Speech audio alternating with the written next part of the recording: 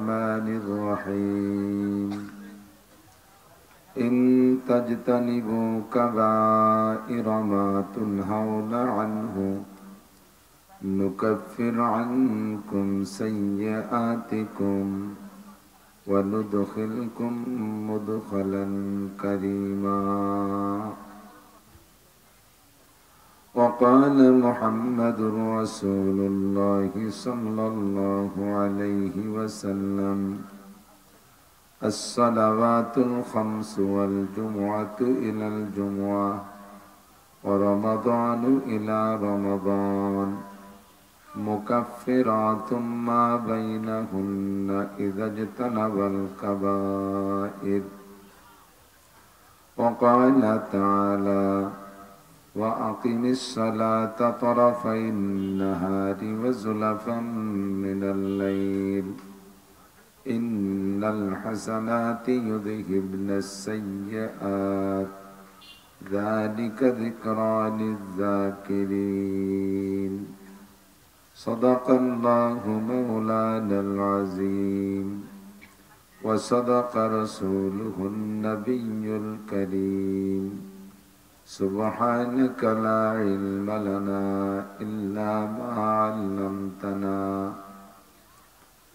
إنك أنت العليم الحكيم جزى الله عنا محمدا ما هو أهله سبحان الله وبحمده سبحان الله العظيم رب اشرح لي صدري ويسر لي أمري واحلل عقدة من لساني يفقه قولي رب زدني علما اللهم أرنا الحق حقا وارزقنا اتباعه وأرنا الباطل باطلا وارزقنا اجتنابه সকলে বলি আমিন একটু দুরূদ শরীফ পড়ি আল্লাহুম্মা সাল্লি আলা মুহাম্মাদিন ওয়া আলা আলি মুহাম্মাদ কামা সাল্লাইতা আলা ইব্রাহিম ওয়া আলা আলি ইব্রাহিম ইন্নাকা হামিদুম মাজিদ اللهم بارك على محمد وعلى آل محمد كما باركت على إبراهيم وعلى آل إبراهيم إنك حميد مجيد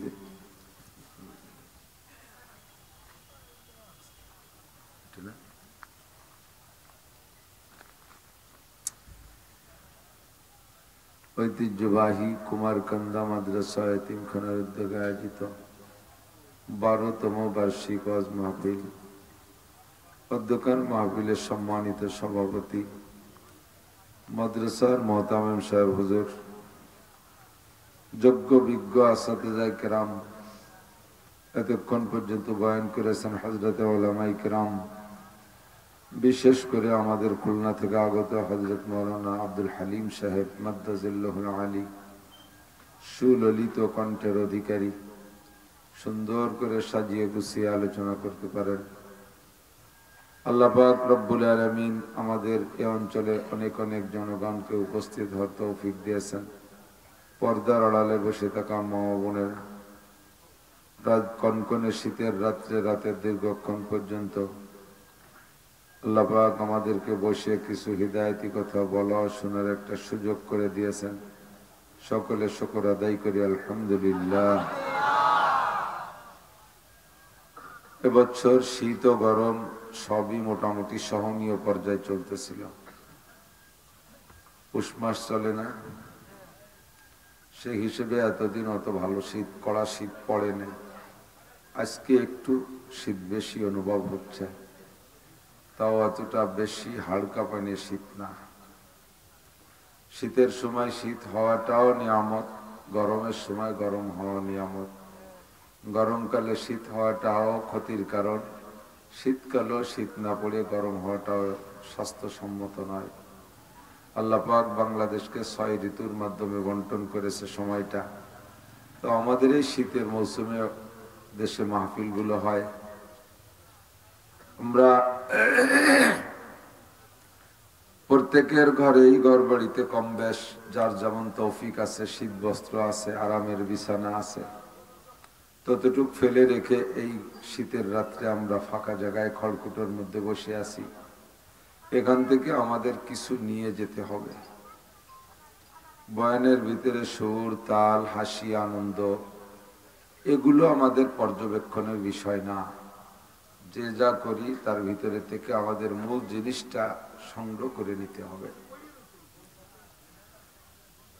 আমি সেদিন শুনলাম মাওলানা নিজামউদ্দিন সাহেব রহমতুল্লাহ আলাইহের একটা মাকুলা হুজুর বলতেন, মাহফিলে এসে বলতেন, এই দোকানের কাছে যারা আছেন বা আশপাশে যারা আছেন তারা খেয়াল করবেন, আপনি মাহফিলে এসে যেন মুনাফেক হয়ে বাড়ি না যান। খেয়াল করছেন? মাহফিলে এসে যেন মুনাফেক হইয়া বাড়ি না যান। কিভাবে মুনাফেক? মুনাফিকের আলামত 3টা। আয়াতুল মুনাফিকে সালাসা। মুনাফিকের আলামত কয়টা? ইজা হাদ্দাসা কাযাবা। মুনাফিক কথা বলতে গেলে মাঝে মাঝে মিথ্যা কথা বলে। মিথ্যা কথা বলা মুনাফিকি। ওয়াইদা ওয়াদা আখলাফা। 2 নম্বর হলো মুনাফিক ওয়াদা করে খেলাফ করে। আমরা স্বাভাবিকভাবে এটাকেই মুনাফিকের আলামত জানি। এই একটাকেই জানি যে মুনাফিক ওয়াদা করে খেলাফ করে। যে ওয়াদা খেলাফ করে তাকে আমরা মুনাফিক বলার জন্য ব্যস্ত থাকি। বাকি মুনাফিকের আরো কতগুলো আলামত, তার একটা হলো মিথ্যে কথা বলা।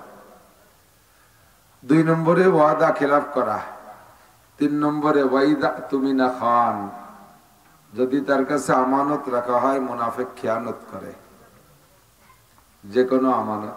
লম্বা ব্যাখ্যা, প্রত্যেকটার অনেক জুজিয়াত আর ছোট ছোট ঝুরো কথার ভিতরে পেট ভরা। অন্য আরেকটা হাদিসে আছে ওয়াইদা তাকাল্লামা ফাজারা। যখন কথা বলে কথার ফাঁকে ফাঁকে ভাষা খারাপ করে, গালাগালি করে, বকানি দেয়। আছেন এরকম ভালো মানুষ?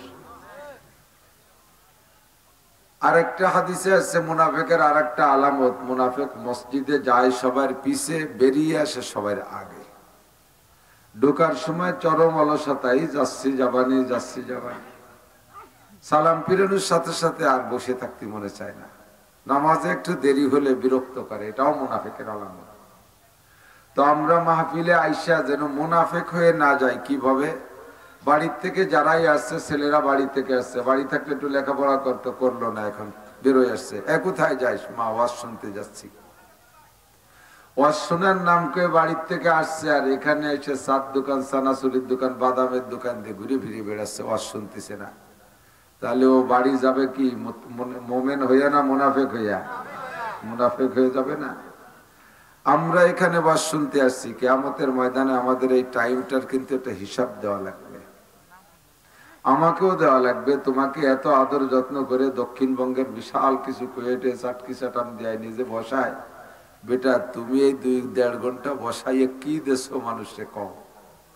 যাওয়ার সময় খাও কম না, পয়সাও কম নেও না, দিলে কি তাই কম। আমাকে বলা হয় এই 1-1.5 ঘন্টার হিসাব আমাকে আল্লাহর কাছে দেওয়া লাগবে কিনা? কথা বলেন, একটু বলেন। লাগবে না লাগবে? ঘুম এসে গেছে তোমার সন্ধ্যা আসার তো কথা, ঘুমের সময় তো। অন্যদিন তো এটাই শুয়ে পড়েন, আজকে মাহফিল বলে একটু কষ্ট করে রয়েছেন। এই আরামের ঘুম, আরামের বিছানা ফেলে রেখে সময়টা এখানে নষ্ট করতেছেন। আর আমরা বক্তারা তো সারা সিজন ধরেই শিয়ালের মতো দৌড়ই বেড়াতে থাকি। গতকালকে মাহফিল শেষ হয়েছে, আমার রুচির একেবারে সম্পূর্ণ বিরোধ। কষ্ট করবই না, মানে মেজাজ এত গরম হয়ে গেছে। আমারে বসাই তুই এক বক্তা ওয়াজ দিয়ে কালেকশন দিয়ে 3 ঘন্টা, 11:15 আমার স্টেজে দিয়েছে। আমি নামি এলো 11টায়, আর সে দিলে 11:15টায়। তো ওয়াজের নামারও পরে আরো 1 ঘন্টা পরে আমারে দিয়েছে। তারপর বহু লোক একেবারে খালি মুহি আসতে পারি না, ঘন্টা খানিক নাড়াছাড়া করে চলে আসি। দামরাত থেকে সে জায়গা থেকে রওনা দিছি, ফজরের আজান দেশে বাড়ি আসলি, কুয়াশায় তো গাড়ি চালানো যায় না। তো আমরা সারা বছরই পরিশ্রম করি, আমাদের সয়ে গেছে মোটামুটি, কিন্তু এই শোয়াটা উপরে উপরে সয়ে নেই, ভিতরে কিন্তু এর একটা জের থেকেই যায়। পরিশ্রম মেহনতি পরিশ্রমী যারা আছেন, মাঠে ঘাটে কাজ করেন, সারা বছর পেঁয়াজ লাগান, রোদের মধ্যে লাগান, শীতের মধ্যে লাগান, ধান লাগান, আমরা দেখে আশ্চর্য হই, এটা কি করে সম্ভব? কয় সয়ে গেছে। কেমন সইল? সইতে সইতে আপনার বয়স 50 থেকে 55 হতে হতে আপনার হাড়ের বল কমিয়ে আসবে, চোখের পাওয়ার কমিয়ে আসবে, সমস্ত সারা জীবনের পরিশ্রমটা তখনই আস্তে আস্তে জাহের হতে থাকবে, আস্তে আস্তে পড়ে যাবেন। তেমনি আমাদের সমবয়সী যারা, তারা তরুতাজা রয়েছে একেবারে নকনকে টকটকে, আর আমরা এই বয়সেই আল্লাহ বাসালি চেহারা ভেঙে গেছে, স্বাস্থ্য দুর্বল হয়ে যাচ্ছি। যদিও আরামে থাকি, আরামে খাই, কিন্তু এই পরিশ্রমটা শরীরের ভিতরে বসে যায়, এটার ক্রিয়া একসময় জাহের হয়েই যায়। তো আমরা এই লম্বা সময় এভাবে এখানে সময় নষ্ট করি। আল্লাহ রসুল বলেন, লা তাজুলু কদামা ইবনে আদমা ইয়াউমাল কিয়ামাতি হাত্তা ইউসআলা আন আরবা। যুবক আমার দিক তাকাও, শোনা, বহুত আনন্দ করেছো, বহুত গল্প করেছো, অনেক জায়গা আনন্দ করার সময় তোমার আছে, এরপরে আমি ছেড়ে দেওয়ার পরে সারাটা রাত তো তোমার থেকে যাবে।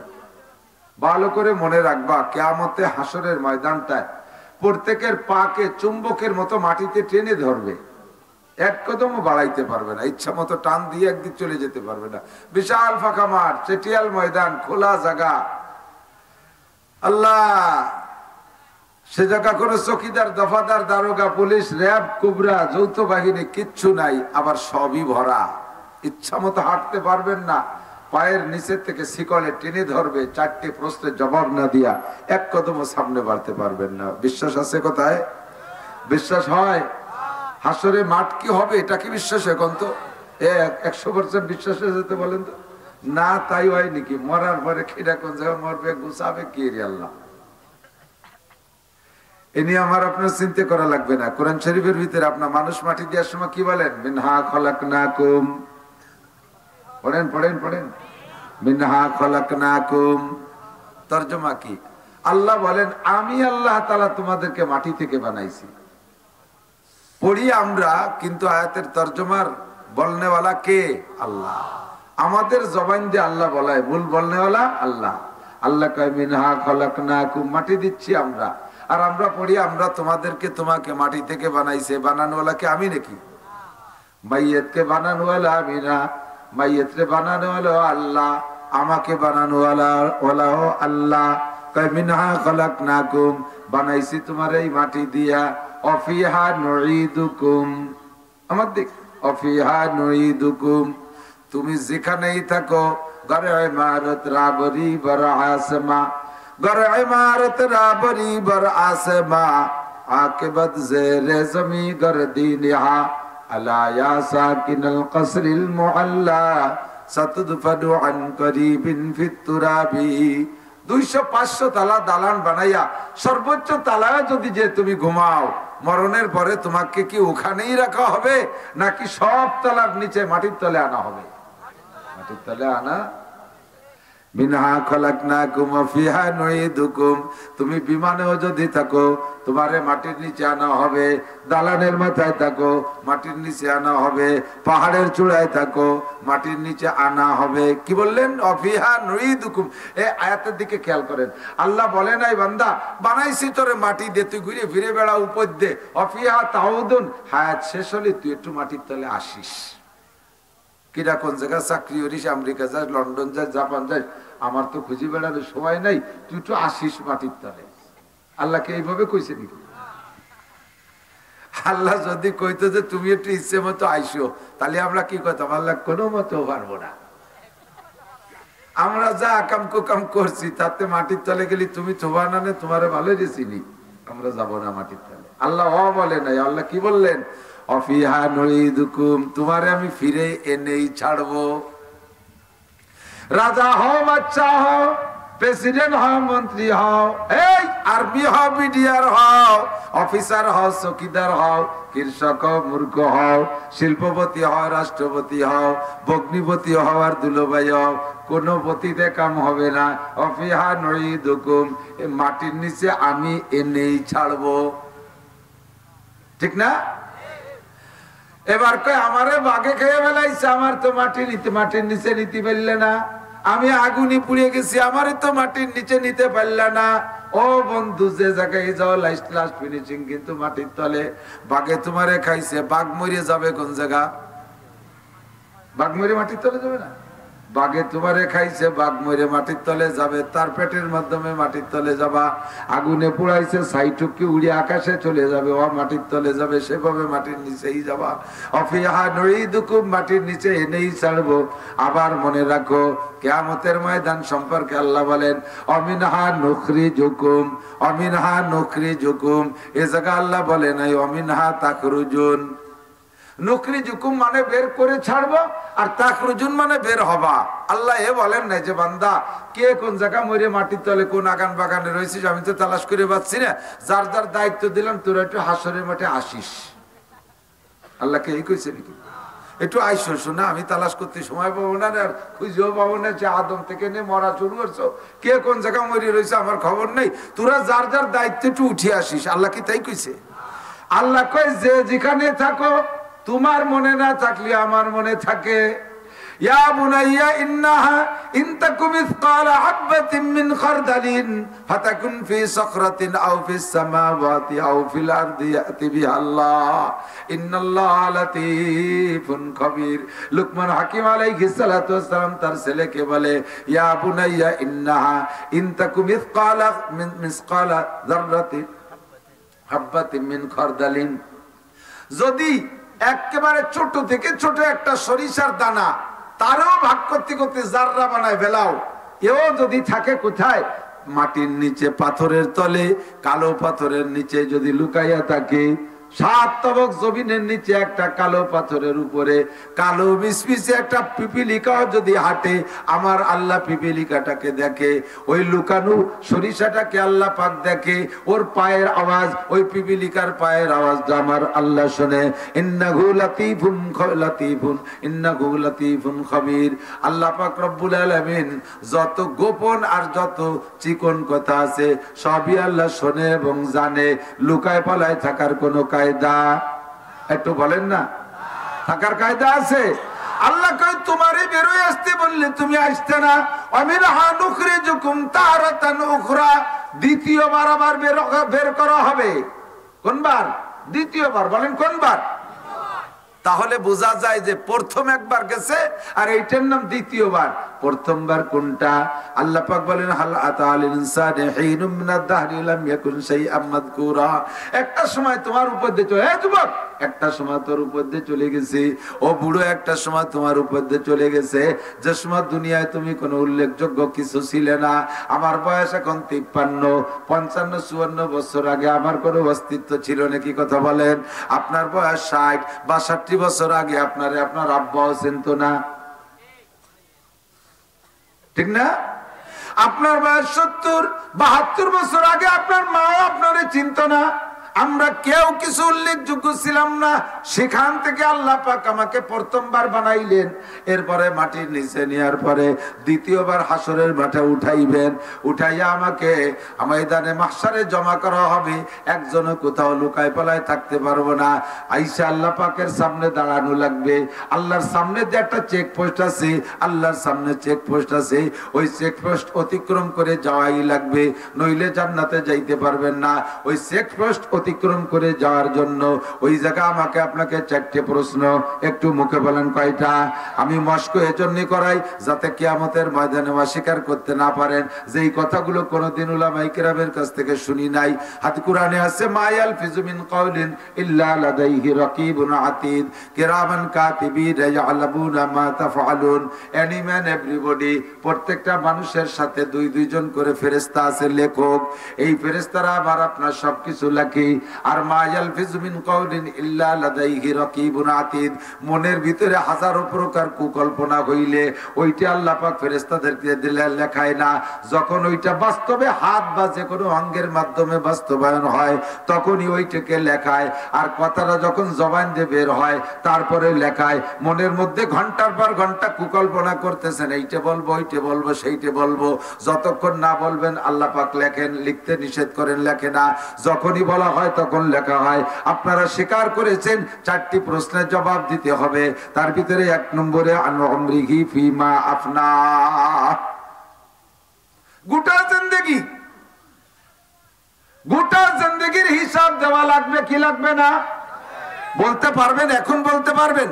যার যার জীবনে যতটুক চলে গেছে, আরে যেদিন থেকে আমি বোঝা শুরু করছি, না বোঝার সময়টা পড়ে থাকুক, যেদিন থেকে আমি বোঝা শুরু করছি সেই দিন থেকে আজকে পর্যন্ত কে কি করছেন, পাই টু পাই, সেকেন্ড টু সেকেন্ড হিসাব দেওয়ার কাহারও ক্ষমতা আছে? আজকে কি বার? রবিবার গেল, এমনকি গত রবিবারের দিন ভরে কি খাইছি তাই মনে নাই। আছে আছে? 1 সপ্তাহের হিসাব দেওয়ার উপায় নাই। হিসাব দেওয়া লাগবে কি লাগবে না? হাসিবু ক্বাবলা আন তুহাসাবু ওয়াজিনু ক্বাবলা আন তুওয়াজানু। আল্লাহর নবী বলেন, বান্দা হে আমার উম্মত, কিয়ামতের ময়দানে তোমাকে হিসাব দিতেই হবে। সেই দিন হিসাব দিতে পারবা না, কাজেই হিসাবটা আমি সহজ করে দিচ্ছি। হাসিবু ক্বাবলা আন তুহাসাবু, আল্লাহর সামনে হিসাব দেওয়ার আগে দৈনন্দিন হিসাবটা তোমারটা তুমি মিলায় নাও, প্রত্যেক দিনের হিসাবটা তুমি মিলাও। সাহাবায়ে কিরাম জিজ্ঞেস করলেন, মাতা হাসাবু হাসিবু ইয়া রাসূলুল্লাহ, হুজুর দৈনন্দিন হিসাব কখন কিভাবে করব? হুজুর শিখাই দিলেন, ইজা আবাইতুম ইলা ফিরাশিকুম বাদাল ইশা, ইশার নামাজ পড়ে যখন বিছানায় খানাকে যে তোমরা শুইবা, ওই বিছানায় শুয়ে প্রত্যেক দিনের হিসাবটা প্রত্যেক দিন করো। ঘুম থেকে উঠা বিছানায় আসা পর্যন্ত, বিছানা থেকে উঠে বিছানায় আসা পর্যন্ত 15, 16, 18 ঘন্টা যে যেটুকু আমরা সময় লাগাইছি দিন বইরা, এই সময়টুকের হিসাব লাগাই। আরে ঘুম থেকে উঠে আমি এ পর্যন্ত কি করেছি? ফজরের নামাজ পড়ছি কিনা, জোহরের নামাজ পড়ছি কিনা, আসরের নামাজ পড়ছি কিনা, মাগরিবের নামাজ কিভাবে পড়লাম, ঈশার নামাজ কিভাবে পড়লাম, সকালে নাস্তা কোথায় খাইলাম, চার দোকানে যে কি বললাম, কার সাথে কি করলাম, দৈনন্দিনের হিসাব যদি ডেলি মিলাই, এইটা মিলানো সম্ভব। যদি তোমার এই হিসাবের ভিতরে, আমার দিক তাকান, যদি তোমার হিসাবের ভিতরে 10টা 20টা গুনাহ ধরা পড়ে, ওই জায়গায় ডান কাতে শুইয়া হাতটারে গালের নিচে দিয়া, ডান কাতে শুইয়া হাতটারে গালের নিচে দিয়া, মুখের নিচে দিয়া, ডান কাতেও শুইবেন, পারলে উত্তর শীতেনে শোবেন। আবার এলাকায় প্রসিদ্ধ আছে, কয় উত্তর শীতেনে বাইসে থাকতে সতী নাই। উত্তর শীতেনে শোয়া মানে মরা, ওভাবে চুইস নিয়া। আল্লাহ কেন উত্তর শীতেনে শোয়া অবস্থায় যদি আজরাইল ওই অবস্থায় পাইয়ে যায়, কলে লাইন মতো আছে জন মারিয়ে দিয়ে যায়, ওই টেনশন করে লাভ নাই। উত্তর শীতেনে আপনি শুইবেন, আমার বডির দিকে তাকান, আমি যেভাবে বসা আছি না, এইভাবে যদি আপনার বডিটা ভাঁজ থাকে, এইভাবে ডাইন কাতে শুইলে আপনার বডির মধ্যে মোহাম্মদ শব্দ লেখা হয়ে যায়। আমাদের বাংলাদেশ থেকে উত্তর দিকটা কায়তে শুইলে কিবলা আমাদের মুখের দিক পড়ে, ঠিক না? আর আরবিতে লিখতে হয় কোন দিক দিয়ে? ডাইন দিক দিয়ে লিখতে হয়। তাহলে কিবলাকে যদি সামনে করে দাঁড়াই, ডাইন দিক হবে উত্তর দিক। আমি যদি উত্তর দিক কায়ত হইয়া উত্তর দিক মাথা দিয়ে ডাইন কাতে শুই, এই বডি ফিগারে, বডির মধ্যে মোহাম্মদ শব্দ লেখা থাকে। মিমে মাথা, মাথায় মিম, হাতের এই ভাঁজটা হা, এই কেনুর এই ভাঁজটা হা, পাশার এই মোড়টা আর একটা মিম, হাঁটুর নিচে দাল, হয় না? মিম হা মিম দাল, মোহাম্মদ এই ফিগার নিয়ে শুইছেন। আল্লাহর পক্ষ থেকে সিদ্ধান্ত, এদিক তাকান, প্রত্যেক কাজের শুরুটা হইতে হবে সুন্নতি ভাবে, শেষটা হবে সুন্নতি ভাবে। মাঝের টুক যদি এলোমেলো হয়, সমস্যার কারণে আল্লাহ তাআলা এটা মাফ করে দেয়। খাওয়ার সময় বসবেন কিভাবে? খাওয়ার সময় বসবেন সুন্নতি তরিকায়, 2 হাঁটু উঠাইয়া, অথবা তায়াতুস সুরতে, অথবা 1 হাঁটু পায়ের, 1 পা বাস দিয়ে পায়ের নিচে দিয়ে, আর 1 হাঁটু খাড়া করে, হ্যাঁ, 1 হাঁটু উঠাইয়া, অথবা দোনো হাঁটু উঠাইয়া, অথবা তায়াতুস সুরতে, এই খানা কাজ শুরু। এমনকি হুজুর আমার যে বুড়ি, ও তো আমি ওই পারবো না, তো বেশিক্ষণ থাকতে, আমার রানে মোটা মোটা ওভাবে বাজি হয় না, আর আমার মাজায় ব্যথা, হুজুর আমি পারি উঠবো না। শুরুটা করেন, 1-আধা মিনিটের জন্য শুরু করেন, এই 3 তরিকার 1 তরিকায়। এরপরে পারেন না আপনি শুয়ে খান, পারেন না চেয়ারে বসে যান, শুরুটা করেন সুন্নতি ভাবে। আবার শেষকালে খানা খাওয়া শেষে সুন্নতের মাধ্যমে সেটি সিটে পরিষ্কার করে, ধুয়ে মুছে পরিষ্কার করে খান। বাস শুরু হয়েছে সুন্নতি, শেষ হবে সুন্নতি। মাঝে যেটুকু এলোমেলো হয়েছে, 2 পাশের সুন্নত থাকার কারণে আল্লাহ ওটুক মাফ করে দেবে। আল্লাহু আকবার। রাতের বেলা শোবেন আপনি সুন্নতি তরিকায় ডান কাত হইয়া, শুইয়া আপনি হিসাব করবেন ঘুম থেকে উঠে আমি এ পর্যন্ত কি করেছি। যুবক মনে রাখো, পর্দার আড়ালে মা বোনরা দিন ভরে কাজ কাম করবা, শোয়ার সময় হিসাব লাগাইবা। যদি তোমার আমলনামায় কিছু গুনাহ ধরা পড়ে, ওই গুনাহগুলোর থেকে তওবা করে নিতে হবে। ওই গুনাহ থেকে তওবা করতে হবে একেবারে অন্তর থেকে তওবা, একেবারে অন্তর ফ্রেশ। তওবা করার সময় মুখে আস্তাগফিরুল্লাহর নাম তওবা না, মুখে আস্তাগফিরুল্লাহ তওবার একটা ফর্মালিটি, তওবারে বোঝার একটা পদ্ধতি যে আমি কি তওবা করতেছি। আস্তাগফিরুল্লাহ রাব্বি, আমি ক্ষমা চাইতেছি আমার রবের কাছে। আস্তাগফিরুল্লাহ রাব্বি, আমি ক্ষমা চাই আমার রবের কাছে। কিসের থেকে? মিন কুল্লি জামবিন, সমস্ত গুনাহ থেকে। কুল্লু জামবিন মানে সমস্ত গুনাহ, বিগত জীবনের সমস্ত গুনাহ থেকে ক্ষমা চাই। আর ওয়াতুবু ইলাইহি, আমি তওবা করিতেছি। এই পর্যন্ত গেল হলো ইস্তেগফার। ইস্তেগফার মানে ক্ষমা চাওয়া। আর সামনে যেটুকু বলবে এটুকু হলো তওবা। তওবা মানে প্রতিজ্ঞা করা, গুনাহ না করার অঙ্গীকার করা। ওয়াতুবু ইলাইহি, আমি আল্লাহর কাছে তওবা করিতেছি, আল্লাহর দিকে প্রত্যাবর্তন করলাম। তার মানে এতদিন গুনার মধ্যে ছিলাম, এখন নেকির মধ্যে আসলাম, ওয়াদা করলাম আর গুনাহ করব না। এই হলো তওবার ভাষা। বাকি এগুলো সব অন্তরের সাথে সেট করা। কিসের থেকে ক্ষমা চাই? মদ খাইছি তার থেকে ক্ষমা চাই, বিড়ি খাইছি তার থেকে ক্ষমা চাই, সুদ খাইছি তার থেকে ক্ষমা চাই, ঘুষ খাইছি ক্ষমা চাই, জিনা করছি ক্ষমা চাই, চুরি করছি ডাকাতি করছি ক্ষমা চাই, জাতির হক মারছি এর থেকে ক্ষমা চাই, নামাজ পড়ি নাই ক্ষমা চাই, রোজা রাখি নাই ক্ষমা চাই, দাড়ি কাটছি ক্ষমা চাই, টাকনুসিয়ে প্যান্ট পাজামা করছি পড়ছি ক্ষমা চাই, ফেসবুক ইউটিউবে ল্যাংটা ছবি দেখছি ক্ষমা চাই, পরের মেয়ের সাথে বেপর্দা করছি ক্ষমা চাই, মহিলারা বলবে পর পুরুষের থেকে পর পুরুষের সাথে বেপর্দা করছি ক্ষমা চাই। যত গুনাহ করেছি, গান শুনছি বাজনা শুনছি, সব কিছু থেকে ক্ষমা চাই। আর ওয়াতুবু ইলাইহির মানে হলো এতদিন যার মধ্যে ছিলাম এখন ফিরে আসছি, তার মধ্যে আর থাকবো না, সামনে যাব। আমিলুস সালিহাত, আমি নেক আমল করব। আল্লাহ পাক বলেন ইউদাফ লাহুল আযাবু ইয়াওমাল কিয়ামাতি ওয়া ইয়াখলুদ ফীহি মুহানা ইল্লা মান তাবা ওয়া আমানা ওয়া আমিলা আমালান সালিহা ফাউলাইকা ইউবাদদিলুল্লাহু সাইয়্যাতিহিম হাসানাত। ও বান্দা করো আর অন্তর থেকে ক্ষমা চাও আল্লাহর কাছে, আর তুমি তওবা করো, সামনে নেক আমল করার পাক্কা প্রতিজ্ঞা করো, আর তুমি চেষ্টা করো নেক আমল করার জন্য। ওই রাতে শুয়ে তুমি এমন একটা পাক্কা প্রতিজ্ঞা করে তওবা করো, আমি আল্লাহর সিদ্ধান্ত হলো ফাউলাইকা ইউবাদদিলুল্লাহু সাইয়্যাতিহিম হাসানাত। তোমার বিগত জীবনে যত গুনাহ করেছিলে সব গুনাহগুলো শুধু ক্ষমা করে দিয়ে শেষ করব না, ওই মুহূর্তে গুনাহ সংখ্যা পরিমাণ নেকি দিয়ে আমলনামা ভরপুর করে দেব। আরে ভাই, এ জায়গা আসছি তো নেকি কামাই করার জন্য আর গুনাহ মাফ করানোর জন্য না। কি বলেন? কথা বলেন। কোন পদ্ধতিতে কোন সিস্টেমে এগুলোর থেকে বাঁচা যায় তারই একটা পরামর্শ নেওয়ার জন্য আর দেওয়ার জন্য আমরা আছি, না কি বলেন? একটা পরামর্শ হলো এভাবে ডান কাতে এসে হিসাব লাগাবেন, ফজর থেকে বিছান পর্যন্ত আমি কয়টা গুনাহ করেছি, ভুল কি কি করছি এগুলো স্মরণ করবেন। একদিনেরটা একদিন হিসাব করলে পেয়ে যাবেন, এক সপ্তাহটা হিসাব করলে হিসাব করতে পারবেন না। কাজেই দিনের দিনটা হিসাব আল্লাহ নবী শিখিয়ে দিয়েছেন। ডান কাতে শোবেন সুন্নতি বডি নিয়া, সুন্নতি বডি নিয়া। আর ওই জায়গা দোয়াটা পড়বেন কি? তওবার পরে দোয়া পড়বেন কি? আল্লাহুম্মা বিসমিকা আমুতু, বলেন বলেন, আল্লাহুম্মা বিসমিকা আমুতু ওয়া আহইয়া। কি বলছেন জানেন? তরজমা জানেন? আল্লাহ তোমার নামে মরি, তোমার নামে বাঁচি। এই যে ঘুমাইতেছি মানে তোমার নামে মরিতেছি। ঘুম হলো মরণের সাদৃশ্য, মরণের নমুনা।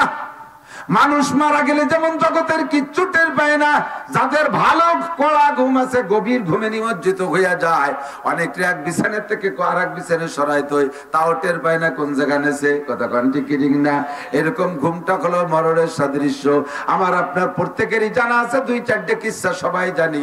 আমাদের আপনদের ভিতরে অনেক এমন আছে, ওই যে রাত্রে সন্ধ্যাকালে ঘুমাইছে, সন্ধ্যা রাত্রে আর দুনিয়ায় সজাগ হয় নাই, ওই ঘুমের মধ্যে তার মরণ হয়ে গেছে। এমন অ্যাক্সিডেন্ট শুনছেন কি শোনেন নাই? দুই চারটা। আমিও আল্লাহর কাছে মরণের অঙ্গীকার করে ঘুমাইতেছি, আমার এই ঘুমটা চির ঘুম হয়ে যেতে পারে।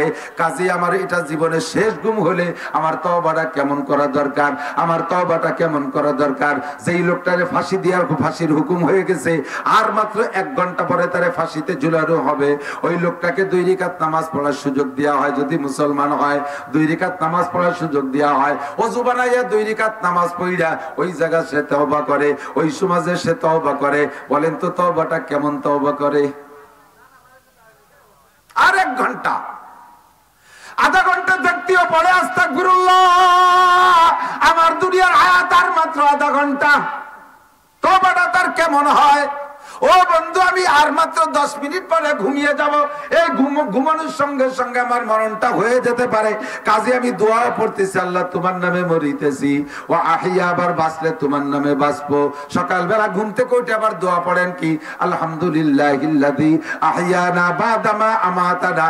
সব প্রশংসা ওই আল্লাহর, যে আল্লাহ তাআলা আমাকে 6 ঘন্টা মেরে রাখার পরে আবার বাঁচাই দিয়েছেন। শব্দের তর্জমা কিন্তু তাই, আহিয়ানা বাঁচাই দিয়েছেন আমাদেরকে, বাদামা আমাতানা কিছুক্ষণ মেরে রাখার পরে, ওয়া ইলাইহিন নুশুর, এই আল্লাহ তাআলা 6 ঘন্টা মেরে রাখার পরে যেহেতু বাঁচাই দিতে পারছেন, স্থায়ী মরণ দেওয়ার পরে আবার কিয়ামতের ময়দানে বাঁচাইতে পারবে কি পারবে না? এ বন্ধু, যুবক, রাত্রে শোয়ার সময় কানের মধ্যে মমতাজের গানের খিল লাগায় ঘুমাইস না, টেলিভিশন অন করে দিয়ে দেখতে দেখতে ঘুমাইস না, ফেসবুকটারে চোখের সামনে কাজ করে ইউটিউবে ল্যাংটা ছবি অন করে দিয়া দেখতে দেখতে ঘুমাইস না।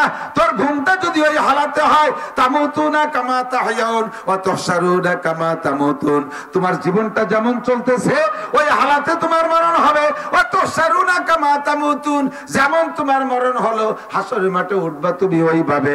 ফেসবুক দেখতে দেখতে উঠবা, ইউটিউব দেখতে দেখতে উঠবা, ল্যাংটা ছবি দেখতে দেখতে উঠবা। যেই সময় হাজারো মানুষ কোরআন পড়তে পড়তে উঠবে, জিকির করতে করতে উঠবে, আমরা যারা মরণের সময় কলেমা নসিব হবে, কিয়ামতের ময়দানে কলেমা পড়তে পড়তে উঠবো। কন্যা সুবহানাল্লাহ। আমি বলি না, বিশ্ব নবী বলেছেন, আল্লাহর নবী বলেন, তামুতুনা কামা তাহয়াউন ওয়া তুহশারুনা কামা তামুতুন। এবার নবী বলেন, মান কানা আখিরু কালামিহি লা ইলাহা ইল্লাল্লাহ। একটু পড়ে বলেন, মান কানা আখিরু কালামিহি লা ইলাহা ইল্লাল্লাহ মুহাম্মাদুর রাসূলুল্লাহ দাখালাল জান্নাহ। জীবনের শেষ কলেমাটা হবে লা ইলাহা ইল্লাল্লাহ। ওই লোকটা যেন বেহেশতে চলিয়াই গেল। বেহেশতে তার এই সময় যাব না, যাব তো হাসরের মাঠে। তাহলে তার মানে বেহেশতে চলিয়াই গেল, এর মানে কি ওর জন্য বেহেশতে ওয়াজিব হয়ে গেছে। কতক্ষণ? আরে আমাদের দেশে এদিক থেকে মিসাল দিলি বুঝতে সহজ হয়। চেয়ারম্যান 2 জন প্রার্থী দাঁড়াইছে, একজন নির্বাচনে দাঁড়াইয়া একটা বড় মিছিল হয় না, আগে কত বড় মিছিল, ইদানিং কয় শো ডাউন। শো ডাউন মানে শো দিয়ে ডাউনে শুয়ে পড়তে হয়। এই শো ডাউনই বেরোইছে, এক চেয়ারম্যান ঘুরিয়ে আইছে, শো ডাউন দিয়ে ডাউনে শুয়েই পড়ছে। 5 জন নিয়ে গেছে, ঘুরতে ঘুরতে 5 জনের 2 জন পলায় চলে গেছে কোন পাশে, আর একটাও বাড়ে নাই। আর আরেকজন লোক নিয়ে বেরোইছে বাড়িতে, চেয়ারম্যান সাহেব সামনে সামনে, পুরো ইউনিয়ন ঘুরিয়ে দেখতে চেয়ারম্যান বাড়ি চলে এসেছে। লাস্টের মানুষগুলো বাড়ির থেকে এখনো বাড়ি ছাড়তে পারে নাই, তারাও ঘুরিয়ে আসবে। তাহলে 2 চেয়ারম্যানের এই অবস্থা, শোডাউন দিয়ে কি বোঝা যায়? যার এত লোক তারে বলা যায় কি, তারে কয় যে তুমি চেয়ারম্যান হয়েই গেছো, তুমি চেয়ারম্যান হয়েই গেছে। আরো 5 জন নিয়ে ঘুরিয়ে আইছে, তার 2 জন পথে তারাই গেছে। তাহলে উনি ফেল করিয়ে ফেলাইছে। কতক্ষণ? আল্লাহ নবী বলেন, যার মরার কালে কলেমা নসিব হলো, তুমি বেহেশতে চলিয়াই গেছো, তুমি বেহেশতে। জবানে কলেমা পড়তে পড়তে মরছো, কিয়ামতের ময়দানে উঠবা লা ইলাহা ইল্লাল্লাহ, লা ইলাহা ইল্লাল্লাহ, লা ইলাহা ইল্লাল্লাহ, লা ইলাহা ইল্লাল্লাহ, লা ইলাহা ইল্লাল্লাহ, লা ইলাহা ইল্লাল্লাহ। দুনিয়ার কাজ করো, ফাঁকে ফাঁকে পড়ো লা ইলাহা ইল্লাল্লাহ, লেখতিছো ফাঁকে ফাঁকে পড়ো লা ইলাহা ইল্লাল্লাহ।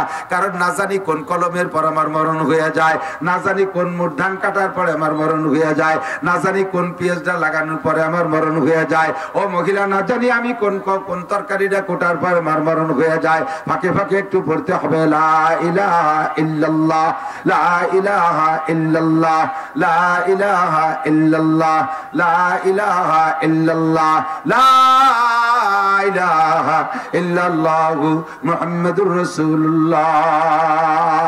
গত বছর আমাদের গোপালগঞ্জের ইসলামপুর ভবানীপুর মাদ্রাসা ইসলামী ইসমাইল কাতারি সাহেবদের মাদ্রাসায় মাওলানা আব্দুল মালিক সাহেব হুজুর দাওয়াত বরকাতুল আলিয়া আসলেন।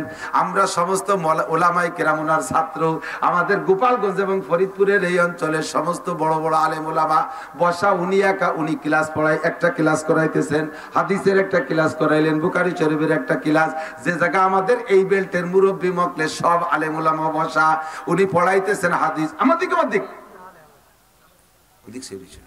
আসবেন নেতারা আইসে পাবান ইনশাআল্লাহ, আসতেছে ইনশাআল্লাহ। আমার দিক থেকে আল্লাহ দাওয়াত দিচ্ছি, ভাইজানরা আসেন ওখানে বসেন ইনশাআল্লাহ।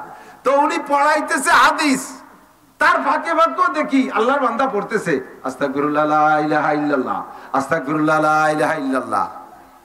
আমি বুঝতে পারিনি যে ইয়ে করে, তখন টের পাইলাম আরে আস্তাগফিরুল্লাহ কই আল্লাহর কাছে ক্ষমা চাইলাম বিগত গুনাহ মাফ, আর লা ইলাহা ইল্লাল্লাহ পড়ে আমি রেডি থাকলাম, এখনই মরণ হলে সমস্যা।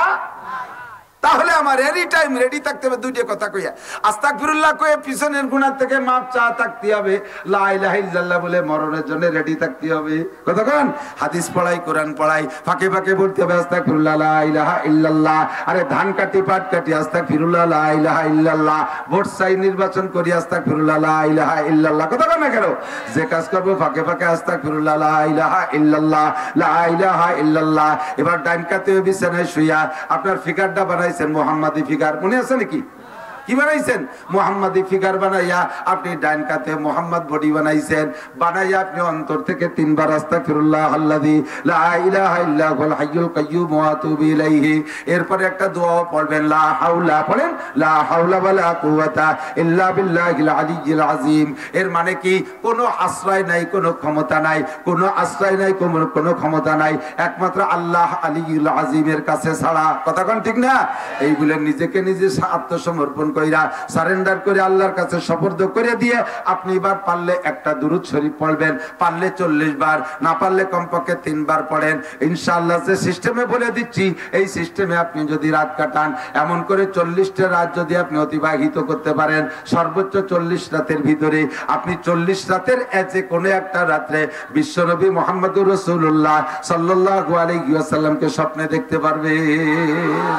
বডি বানাইছেন মুহাম্মাদি বডি, আর দুরুদও পড়ছেন নবীকে স্বপ্নে দেখার দুরুদ। আল্লাহর নবী বলেন যেই ব্যক্তি রাত্রে অন্তর থেকে তওবা কইরা সুন্নতি তরিকায় সুন্নতি বিছানায় শুইয়া, নারী হোক আর পুরুষ হোক, এইভাবে যদি এই দুরুদ শরীফটা যদি পড়ে, রাআনি ফিল মানাম, ও আমারে স্বপ্নে দেখতে পারবে, ও আমারে স্বপ্নে দেখতে পারবে। সাহাবায়ে কেরাম বলেন হুজুর আপনারে স্বপ্নে দেখে লাভ কি? আল্লাহর নবী বলেন আরে আমারে স্বপ্নে দেখে লাভ হলো মান রাআনি ফিল মানাম রাআনি ইয়াউমাল কিয়ামা, যে আমারে দুনিয়ায় স্বপ্নে দেখবে সে আমারে কিয়ামতের ময়দানে সরাসরি দেখতে পারবে। হুজুরকে দুনিয়া আপনারে দেখলাম না, হাসরের মাঠে আপনারে দেখে লাভ কি? এবার হুজুর বলেন হাসরের মাঠেও সবার সাথে আমার দেখা হবে না, সবার সাথে আমার দেখা হবে না, যার সাথে আমার দেখা হবে তার কপাল খুলে যাবে। মান রাআনি ইয়াউমাল কিয়ামা ওয়াজাবাত লাহু শাফাআতি, যার সাথে আমার দেখা হবে আমি তাকে সুপারিশ করে জান্নাতে নেওয়া আল্লাহর পক্ষ থেকে আমার উপরে ওয়াজিব হইয়া যাইবে। আমারে দেখলে স্বপ্নে দেখলেও লাভ। আরে ভাই আমার নবী যে নবীরে স্বপ্নে দেখলেও, ভারতের শিব শক্তি নাম 70 লক্ষ হিন্দুদের দেবতা ছিল। তৎকালীন মুরব্বী যারা মাঠে ময়দানে বাস শুনতেন সাক্ষী দিতে পারবেন। ওনার নাম পরবর্তী নাম হলো ইসলামুল হক। বাংলাদেশে এসে অনেক মাহফিলে অংশগ্রহণ করতেন, অনেক মাহফিলও করতেন। ইসলামুল হক ফ্যামিলিতে 4 সদস্য, যোগ্য 2টা ছেলে মেয়ে, বিশ্ববিদ্যালয়ে পড়ে। আবার উনিও বড় নিজেও বহুত বড় জেনারেল পণ্ডিত মানুষ, হিন্দু ধর্মের একেবারে পুরো ভারতের ভিতরে শীর্ষ 2-3 জনের একজন ছিলেন। আল্লাহু আকবার।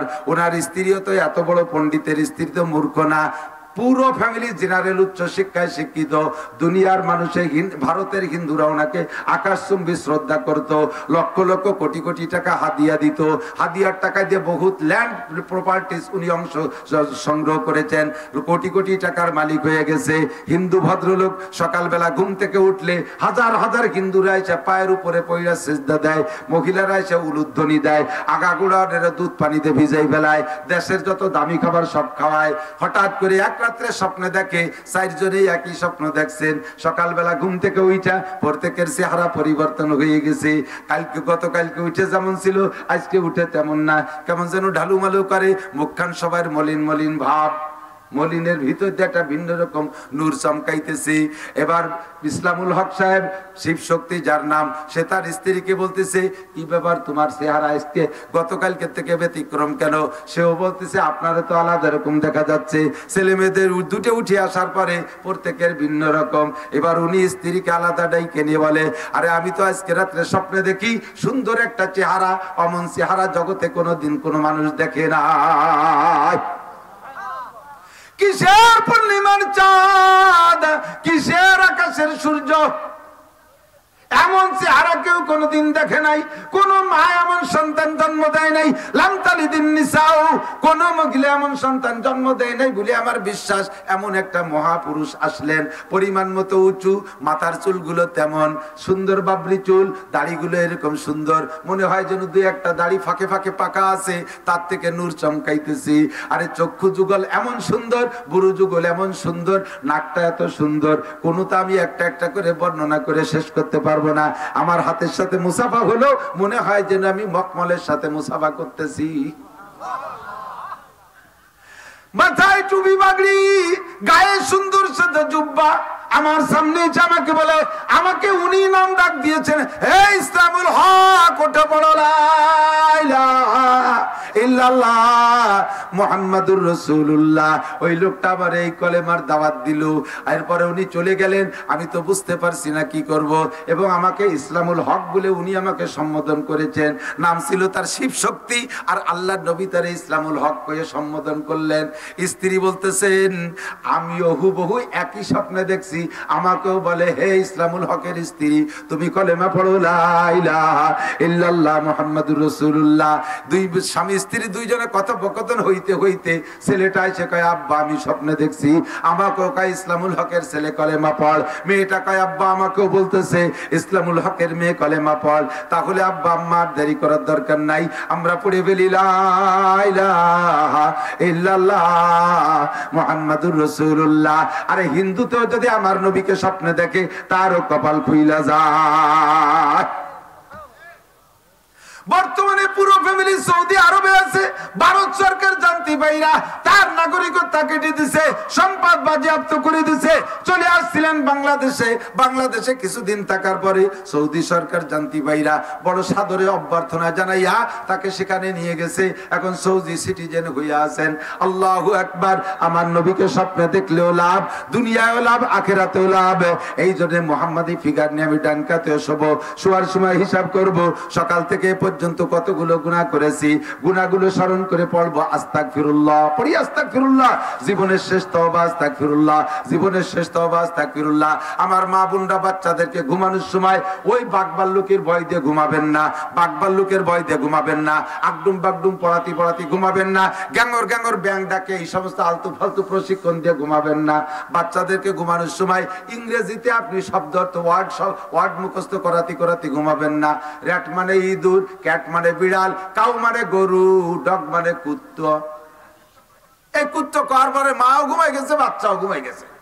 শেষ কলেমা কি হলো? আরে শেষ কলেমা কি হয়েছে? ওই ঘুমের মধ্যে যদি মরিয়ে যায় তাহলে আখেরি কলেমা কুত্তা, কুত্তা মারা মরবি। আরবিতে যে দোয়াগুলো আছে প্রত্যেকটা দোয়ার ভিতরে আল্লাহর নাম আছে। ও দোয়া পড়লে আপনার কলেমা হয়ে যাইবে। আল্লাহুম্মা বিসমিকা, এর মানে হে আল্লাহ তোমার নামে মরিতেছি। তাহলে এর মধ্যে আল্লাহ আছে, আছে না নাই? সালামুন আলা ইলিয়াসিন, রাত্রে 7 সালাম পড়ে ঘুমাইবেন, বিষাক্ত প্রাণীতে কামড়াবে না। সালামুন আলা ইলিয়াসিন, সালাম আল্লাহর নাম। সালাম কার নাম? আল্লাহর নাম। আউযু বিকালিমাতিল্লাহি তাম্মাতি মিন শাররি মা খলাক। রাতে শোয়ার সময় এই দোয়া পড়ে যদি ঘুমান, বিষাক্ত প্রাণীতে আপনাকে দংশন করবে না। ফাঁকে আউযু বিকালিমাতিল্লাহির ভিতরে যে আল্লাহ আছে ওইটা আল্লাহর নাম। এই সব দোয়া পড়ে, যে কোনো দোয়া পড়ে ঘুমাইলে আপনার ওই ঘুমটা হবে কলেমাওয়ালা ঘুম। ওর মরণ যদি হয়ে যায় তাহলে মরণ হবে কলেমাওয়ালা মরণ। ও বন্ধুরে আমার দিক তাকান, তাহলে আমাকে কিয়ামতের ময়দানে আল্লাহর সামনে যাইতে হবে, হিসাব দিতে হবে। হিসাব ছাড়া এক কদমও বাড়তে পারবো না। লং টাইমের হিসাব একবারে আমরা দিতে পারবো না। কাজেই দৈনন্দিন হিসাব ক্লোজ করে গুছায় রাখবো। এক সাহাবা বলে, হুজুর আমার আমলনামায় কোনো গুনাহ নাই, আমার আমলনামায় কোনো গুনাহ নাই। হুজুর কয় কিভাবে বুঝলে? আপনি বলছেন হিসাব লাগাইতে, প্রত্যেক রাত্রে আমি সেই দিন থেকে হিসাব লাগাই। আমি বিছানায় শুয়ে হিসাব করে দেখি আমি ঘুম থেকে উঠে বিছানায় আসা পর্যন্ত একটা গুনাহ করি নাই। মুরব্বীরা কেউ আছেন বলতে সাহস আছে? একটা দিন কোন গুনাহ করেন নাই, ইচ্ছায় ও অনিচ্ছায়। গুনার থেকে বাঁচার কোনো উপায় নাই। এই যে বাজারের ভিতর দিয়েছি, তাও দেখি নিচের দিক তাকাই, তাও দেখি যুবতী মেয়েরা এই বাজার করতে এসে আজকে এই মেলার মধ্যে এসে আইসেন ও শুনতে, সে জায়গায় গুনাহ কামাই করা লাগে। কতক্ষণ সত্যি মিথ্যার অভাব নাই, গুনাহ ছাড়া চলার উপায় নাই। সাহাবা কয় হুজুর আমি প্রত্যেকদিন হিসাব করি, আমার আমলনামায় কোনো গুনাহ ধরা পড়ে নাই। আরে নিজেকে নিজে তো সাত দোয়াতে তলিরাটি সবাই মনে করি, কথা কন না কেন? প্রত্যেকটা মানুষের স্বভাব, এনিম্যান এভরিবডি, প্রত্যেকটা মানুষের স্বভাব হামাকাসরা আকলে খুতবা কামাল নুমায়াত ও ফরজন্দে খুতবা জামাল। শেখ সাদি রহমাতুল্লাহ আলাইহি বলেন প্রত্যেকটা মানুষের এই দুইটা স্বভাব আছে, হামাকাসরা আকলে খুতবা কামাল নুমায়াত। প্রত্যেকটা মানুষ নিজের জ্ঞানকে পরিপূর্ণ মনে হয়, নিজের জ্ঞানকে পরিপূর্ণ মনে হয়, নিজের আমলকে পরিশুদ্ধ মনে হয়, নিজের অবস্থানকে খুব পরিপক্ক মনে হয়। এটা হলো প্রত্যেকটা মানুষের স্বভাব। চেয়ারম্যান কি বোঝে, এমপির কি বুদ্ধি আছে, মেম্বার এক দামলা, উনি জন্মের বুদ্ধিমান, এই জন্য উনারে কেউ কোনোদিন ভোট দেয় না। কথা ও কি মানুষ হলো এই হুজুর, আরে বাদ দে, অত বড় হুজুর হলি কি হবে? ও চিনি হুজুর হিরো 3 সাল মাইয়া হুজুর এসে প্রত্যেককে নিজেকে নিজে বেশি ভালো মনে হয়, আর নিজের জ্ঞানকে পরিপূর্ণ মনে হয়, আর একজনের বুদ্ধি কোনো বুদ্ধি না। আর অফরজান্দে খুতবা জামাল, আর নিজের সন্তানকে খুব সুদর্শন মনে হয়।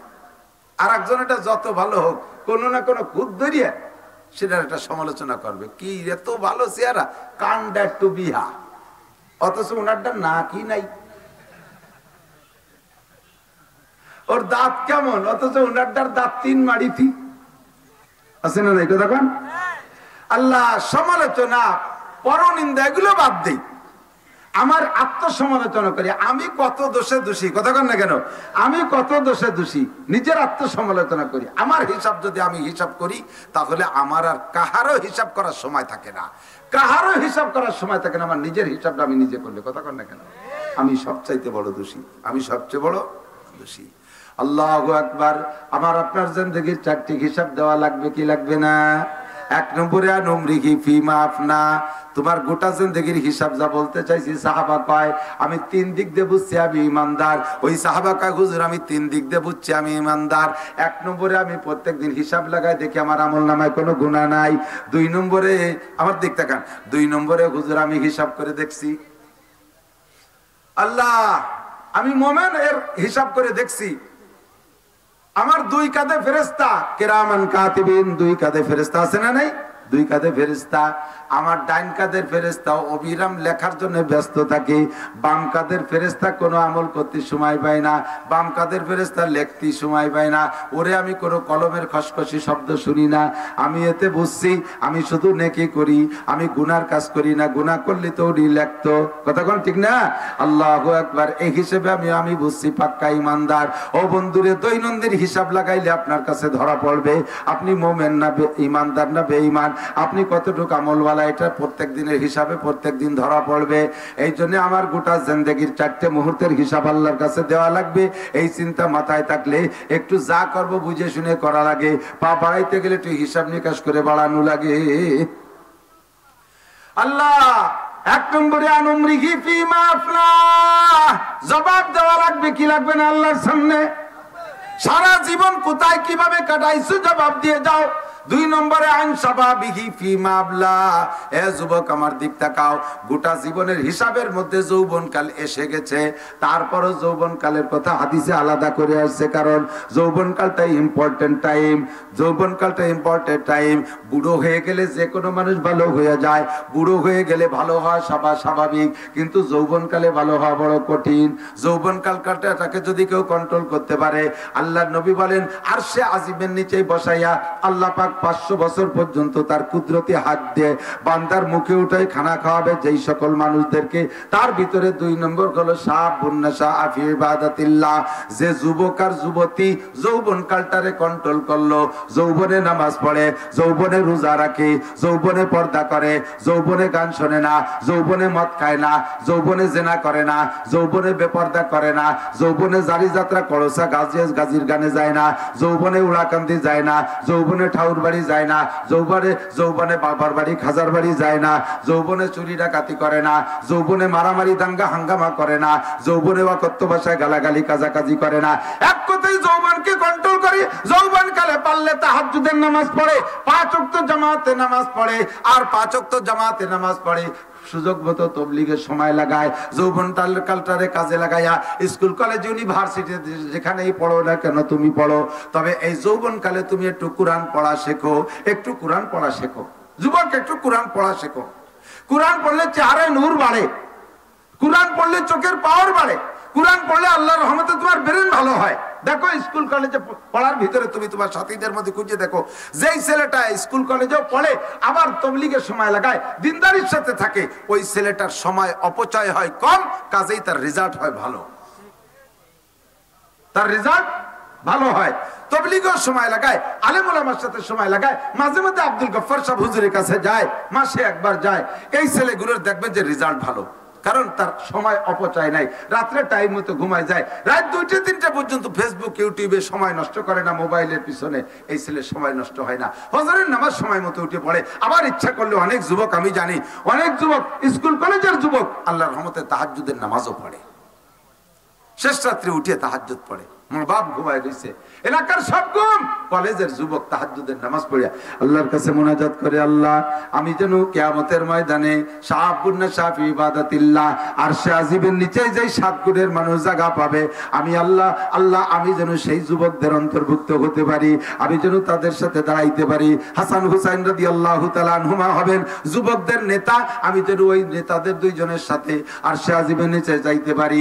দুনিয়ার যে সকল নেতারা টন মারে, মন মারে, রাস্তা মারে, খাল মারে, ভিজিএফ কার্ড মারে, পঙ্গু ভাতা মারে, বয়স্ক ভাতা মারে, বিধবা ভাতা মারিয়ে খায়, এই সমস্ত নেতাদের সাথে যেন আল্লাহ আমার হাসর নাসর না হয়। যে সকল নেতারা আল্লাহ কিয়ামতে আরশে আজিমের নিচে জায়গা পাবে, হাসান হুসাইন রাদিয়াল্লাহু তাআলা আনহুমা, উনাদের সাথে আমাকে উঠার তৌফিক দিও। এইগুলো শেষ রাত্রে তাহাজ্জুদের নামাজ পড়ে। যুবক নিজের যৌবনকে কন্ট্রোল করে, চক্ষুরে কন্ট্রোল করে, হাতরে কন্ট্রোল করে, জুলুম অত্যাচার করে না, মানুষের উপরে আঘাত করে না, অকথ্য ভাষায় গালাগালি কাজাকাজি করে না। এই যুবক তোমাকে আল্লাহর রহমতে আরশে আজিমের নিচে জায়গা দেওয়া হবে। যুবতী মহিলা, এই বয়সটাই গুনার বয়স। আরে বুড়ো হয়ে গেলে তো এমনি ভালো হয়ে যায়, বুড়ো হয়ে গেলে এমনি ভালো হয়ে যায় না। মাঝে মাঝে কই, আমার চাচা বলতেন, মৌলানা আব্দুল ওহাব সাহেব রহমাতুল্লাহ চন্দ্রদি গেলে মহতাম সাহেব ছোট ছোট চুটকি বলতেন, তার মধ্যে একটা চুটকি আমার মনে আছে। একজনটা জিজ্ঞেস করছে, এক বুড়ো জিজ্ঞেস করছে এক যুবক, এই তোর বাপ যে আগে এই চার দোকানে আসতো, আমরা 2 জনে কাশিয়ে ফাল্লা দিতাম, কিটা বেশি কাশতে পারে? তোর বাপ রে যে মাস 3 দেখি নাকি মরি টরি গেছে নি? কয় না কাকা, আব্বা তো বাইসি আছে, আসে না রাস্তাঘাটে তেমন, তো বাইসি আছে, তোর বাপের কাশ সারছে? বলে হ্যাঁ, কাশ সেরে গেছে।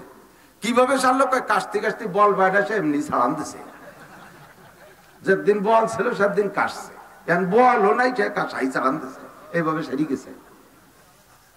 তো বুড়ো হয়ে গেলি ভালো হয়ে যাও, এমনি ভালো হয়ে যাও।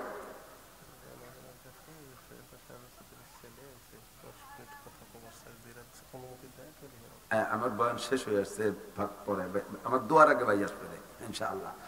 আমাদের সৈয়দা সাজেদা চৌধুরী, আল্লাহ তাআলা মরহুমাকে জান্নাতি করুক, বলেন আমিন। ওনার ছেলে আসছে, প্রার্থিত, একটু দোয়া নেবে আপনাদের কাছে। ভোট টোট চাবে না, দোয়া নেবে, কারণ এমার তো সবাই জানে। কারে কয়জন ভোট দেবে? আপনার উনি ভোট চাইলেন যে ভোট দেবেন, বলে হ্যাঁ দেবো। ফিরে আর একজন এসে ভোট দেবেন, হ্যাঁ দেবো। অত জায়গা তো দেওয়া যাবে না, উনি খালি দোয়া চাবে, ঠিক না? ইনশাআল্লাহ আমার বয়ান শেষের দিকে, লম্বা বয়ান করবো না, যে কথাগুলো বলছে এই কথাগুলো ইয়াদ রাখলেই হবে। উনি আসবেন আমার বয়ানের পরে ইনশাআল্লাহ। মাঝে ঢুকলি বয়ানের লাইন নষ্ট হয়ে যায়, আর উনটা তো নিশ্চয় আমাদের জনদরদি, উনটা তো আর এই ডিস্টার্ব করবে না ইনশাআল্লাহ। আসবে দোয়া নিতে, আমরা দোয়া করবো ইনশাআল্লাহ। তো কি বলা হয়, শাবুন নাশাফি ইবাদাতিল্লাহ, যে যুবক তার যৌবনকালটাকে ইবাদতের মধ্যে অতিবাহিত করেছে আর সে আজিমের নিচে জায়গা পাওয়া। জোরে কোন সুবহানাল্লাহ। আরে ভাই বুড়ো হয়ে গেলি তো কাস্তি কাস্তি বল পায় না, সে ছাড়ান দেয়। এই ছাড়ান দেওয়ার নাম তো কাজ সারিয়ে যাওয়া না। যৌবনকালে যতদিন কাশার ক্ষমতা আছে অতদিনের ভিতরে যদি কাজ ছেড়ে দেয় না কাশে, তাহলে বোঝা যাবে যে সুস্থ হয়েছে, নাকি বলেন? যখন কাস্তি কাস্তি বল নাই সেই সময় ছাড়ান দিচ্ছে, ও ছাড়ানের কোনো দাম নাই। আমরা যৌবনকালটাকে ইবাদতের মধ্যে কাটাবো। যুবকরা একটু পাক্কা সিদ্ধান্ত নিতে পারবে ইনশাআল্লাহ? ইনশাআল্লাহ। দেখি কোন কোন যুবক নিতে পারবা। আমি নামাজ পড়বোই ইনশাআল্লাহ, নামাজ পড়বোই। বলো কয়েক তো সপ্তাহে খালি শুক্রবারে? কয়েক তো জোর হলো না? কয়েক তো অকথ্য ভাষায় বকাবকি করব মুরাদবি করব। মাশাআল্লাহ, হাত নামান। আমি আজকে বাজারের মধ্যে দিয়ে গাড়ি নিয়ে আসার সময় আমরা বক্তারাই আসছি গাড়িতে, বুঝতে পারছি আমি ভিতরে বসা, কিন্তু কয়েকজন যুবকের আচরণে আমার দিলটা একেবারে নষ্ট হয়ে গেছে। মনে চাইছিল গাড়ি ফিরেতে পারলে ফিরে চলে যাই। সালতা নগর কান্দার মানুষ কাজিয়াডাঙ্গা করো, প্রয়োজন হলে নিজেকে পেঁয়াজের খেতে যাইয়ে করো। তাই বলে মাহফিলের সময় বক্তারা আসতেছে, আলেম উলামা আসতেছে, বহিরাগত মানুষ আসতেছে, তুমি এই সালতা নগর কান্দার স্বভাবটা সে জায়গা প্রয়োগ করতে গেলে কে? কিছুই কইতে পারলাম না, মারামারিও করলাম না, শুধু মনের থেকে বুঝছি যে তুমি এই এলাকার ভালো একজন ক্যাডার। এই কথাটা যদি আল্লাহর কাছে মামলা দিয়ে দেয়, তাহলে তুমি রাস্তায় এক কদমও হাঁটতে পারবা না। শত শত তোমার মতো মস্তান যুবক রাস্তায় বালিশ ছাড়া শুয়ে পড়তেছে ট্রাকের চাকার বাড়িতে। দোয়া নেওয়ার চেষ্টা করো, বদদোয়া নেওয়ার চেষ্টা করো না। দোয়ায় তোমার হায়াত বাড়াই দেবে, বদদোয়ায় তোমার হায়াত কইমা যাবে। বদদোয়ায় হায়াত কমে যায়। হায়াতের নাম হলো মুআল্লাক তকদির। হায়াত হলো তকদিরে মুআল্লাকের ভিতরে লটকানো। আমার দিক তাকান। তকদির দুই প্রকার, মুবরাম আর মুআল্লাক। একটা হলো শিরোধার্য, কোনো কিছুতে পরিবর্তন হয় না। আর একটা হলো তোমার আমলের সাথে আল্লাহ লটকায় রাখছে। যদি তুমি আদব আর ভদ্রতার আচরণ করো মুরব্বীদের সাথে, তাহলে তারা যদি দোয়া দেয়, তাহলে তোমার বয়স যদি আগে লেখা থাকে 50, তাহলে দোয়ার বদৌলতে আরো বাড়াই দেওয়া হবে 10। আর যদি তুমি বেয়াদবি করো, মুরব্বীরা যদি বদদোয়া করে, তাহলে 18-19 বছর বয়সে বেয়াদবি করছো, ওই তোমার 60 বছর হায়াত ছিল কেটে দেওয়া হবে। তোমার ওই 18-19 বছর বয়সেই ট্রাকের চাকার তলায় রাস্তায় ডুলে দেওয়া হবে, তোমার হায়াতকে কর্তন করা হবে। এভাবে লেখা থাকে। এর কয় তকদিরে মুআল্লাক, যেগুলো শিরোধার্য রদবদল হবে না, ওটা হাজারো বোমা মারলে ছুটবে না। ওটা যে কার জন্য তকদির মুআল্লাক আর কারটা তকদিরে মুবরাম, এইটা আমরা জানি না, ওটা জানে আল্লাহ পাক রব্বুল আলামিন। কাজেই তুমি মনে করো যে তোমার তকদিরটা মুআল্লাক, অর্থাৎ আমলের সাথে জড়িত আছে। কি মানে? আমি যদি ভালো করি আল্লাহ আমার হায়াত বাড়ায় দেবে। মুরব্বীদের সাথে থেকে দোয়া নেই, আল্লাহ আমার হায়াত বাড়ায় দেবে।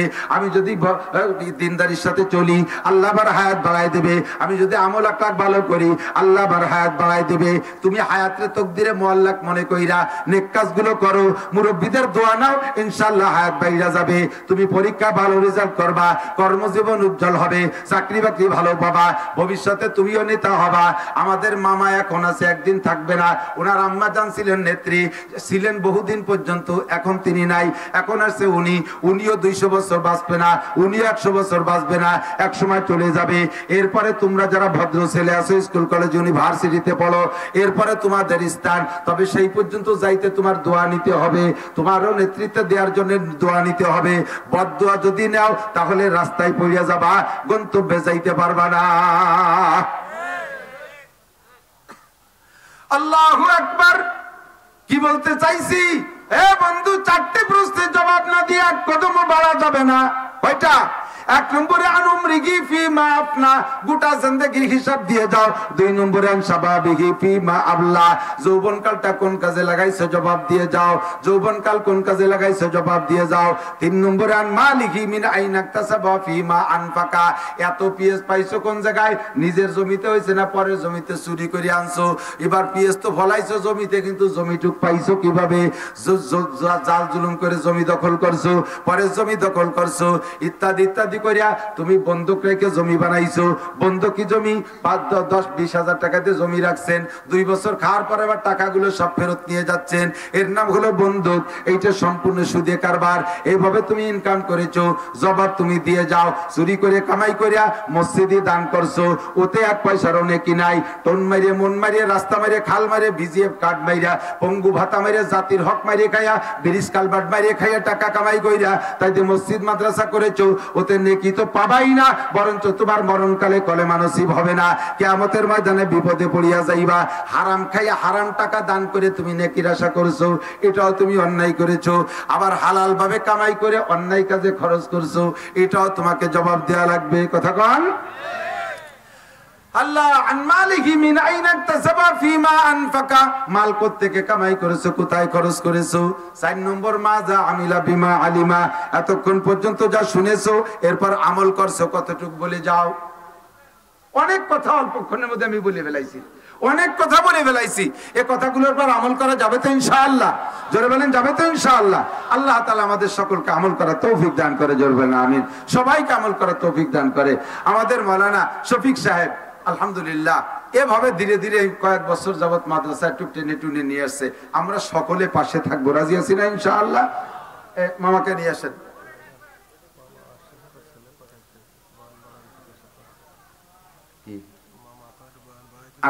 আমার বয়ান শেষ হয়ে গেছে, কথা বলে আর করতে হবে না, ছেড়ে দেবো, মোনাজাত হয়ে যাবে। اللهم صل على محمد وعلى آل محمد كما صليت على إبراهيم درود شريف পড়েন كما صليت على إبراهيم وعلى آل إبراهيم إنك حميد مجيد। আল্লাহ আসতেছে না, নেতারা আসতেছে না, ভয় নাই, ওয়াজ হবে। একই সাথে 2-3 রকম অলিবারা কথা এলোমেলো হয়ে যায়। আমি আসি আমার এক তালে, মাথার মধ্যে যখন আসছে যে নেতারা আসছে কিছু বলবে, তখনই আমার একটু ক্লোজ করা লাগছে। ক্লোজ যখন করে দিছি, এবার কার একটু বলেন আসতে দেরি আছে। আমি এক গতিতে কথা বলি, এলোমেলো হয়ে গেলে আমার কথা লাইন থাকে না, নষ্ট হয়ে যায়, আমিও বই পারি না। যেটুক বলবো সেটুক তার বলার হিসাব মতোই আমার বলা হয়ে যাবে। আল্লাহ তাআলা আমাদের তৌফিক দান করে, সবাই বলে আমিন। মরণকালে সকলের যেন আল্লাহ তাআলা তওবা নসিব করে, বলেন আমিন। জিন্দেগির শেষ প্রান্তে যে যেন আমরা তওবা করতে পারি, সবাই বলেন আমিন। আল্লাহ পাক রব্বুল আলামিন এতক্ষণ পর্যন্ত যা বলেছি শুনেছি, কথার পর আমল করার তৌফিক দান করে। যা বলতেছিলাম সেটা হলো যে আমাকে আপনাকে কিয়ামতের ময়দানে জবাব দেওয়া লাগবে কি লাগবে না? তো জবাবটা যাতে আসানির সাথে দিতে পারি, জবাব বিনা জবাবে বিনা প্রশ্নে সল জবাব ছাড়া যেন আর সে আজিমের নিচে ছায়া পেয়ে যায়, আল্লাহ পাক আমাদের সবাইকে তৌফিক দান করে, বলেন আমিন। ও দোস্ত, আল্লাহ নবী সাল্লাল্লাহু আলাইহি সাল্লাম বলেছেন, আমাদেরকে শিক্ষা দিয়েছেন, বাশশিরু ওয়া লা তুনাফিরু, ইয়াসসিরু ওয়া লা তুআসসিরু। উম্মতকে সুসংবাদ দাও, ভয় দিয়ে ভাগায় দিও না। উম্মতকে সুসংবাদ দাও, ভয় দিয়ে ভাগায় দিও না। ওয়া লা তুনাফিরু, ইয়াসসিরু ওয়া লা তুআসসিরু। সহজে কিছু আমল শিখিয়ে দাও, যে সহজ আমলের দ্বারা তারা সহজে জান্নাতে যেতে পারে। একেবারে মুখতাসার সহজ আমল আমার দিক তাকান। ঈশার নামাজ জামাতের সাথে পড়বেন, আবার ফজরের নামাজ জামাতের সাথে পড়বেন। 2 ওয়াক্তের নামাজ কোন কোন জামাতের সাথে পড়বেন। 1 ওয়াক্ত জামাতে নামাজ পড়লে আপনার আমল নামায় 527 ওয়াক্ত নামাজের সওয়াব দেওয়া হয়। এই জামাতে নামাজ পড়বেন পুরুষরা, কিন্তু আমাদের দেশে এক শ্রেণীর ভাইরা আসছে, উনরা মহিলাদেরকে জামাতে নামাজ পড়ানোর জন্য খুব আদা জল খেয়ে নামছে। এ আছে না নাই কথা বলেন? মহিলাদেরকে জামাতে নামাজ পড়ার জন্য সৌদি আরব কিছুদিন চাকরি বাকরি করে আইসা এরপরে বাড়ির ধারে মসজিদে একটা কয় মহিলাদের জন্য নামাজের রুম থাকতে হবে, মহিলারা জুমার নামাজ পড়বে। তারপরে মহিলারা জানাজার নামাজ পড়তে দেখছে সৌদি আরবে, মহিলাদেরকে ঈদের নামাজ পড়তে দেখছে। আমরাও দেখছি, তোমরাও জায়গা যাইয়ে দেখছো, আমরাও যাইও দেখছি, আমরা কোরআন হাদিসের মধ্যেও দেখছি। মহিলারা যত নির্জনে ইবাদত করবে, আল্লাহ তাআলা তাদের তত বেশি নেকি দান করবে। পুরুষরা তো ওপেন ফিল্ডে বড় জামাতে নামাজ পড়বে, আল্লাহ তাআলা পুরুষদেরকে তত বেশি নেকি দান করবে। আমরা ঘরে নামাজ পড়লে যদি নামাজ কবুল হয়, রাকাতুন ফি রাকাতিন, 1 রাকাতে 1 রাকাতের সওয়াব পাবো।